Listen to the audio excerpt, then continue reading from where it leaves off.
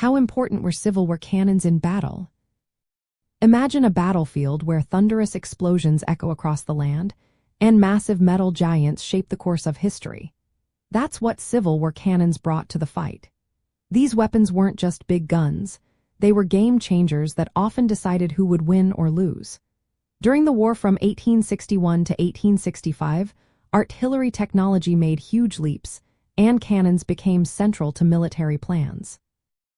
They could smash enemy fortifications, break up troop formations, and defend key positions. A typical Union artillery battery might have 6 large 12-pounder Napoleon cannons, each capable of firing hundreds of rounds in a single battle. These rounds included solid shot to pierce walls, explosive shells to cause chaos, and canister rounds that turned into giant shotguns at close range.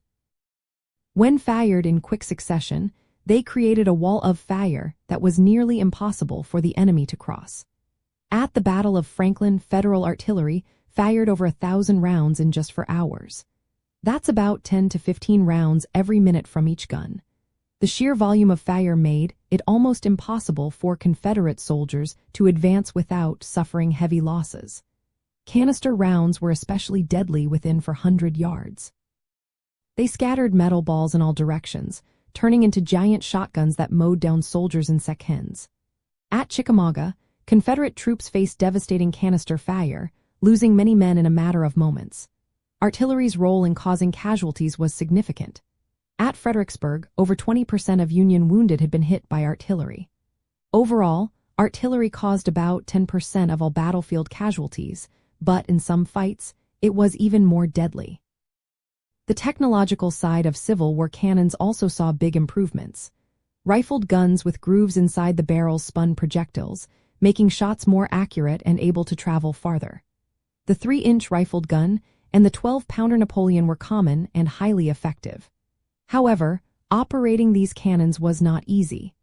Accidents and misfires happened often, and crews needed at least 9 soldiers to run each gun properly. The weapons were dangerous, with barrels and ammunition sometimes failing or exploding. Commanders used artillery to shape the battlefield, placing guns to defend important terrain, support infantry attacks, or suppress enemy fire. When artillery was well placed, it could force the enemy into costly frontal assaults, as seen at Franklin.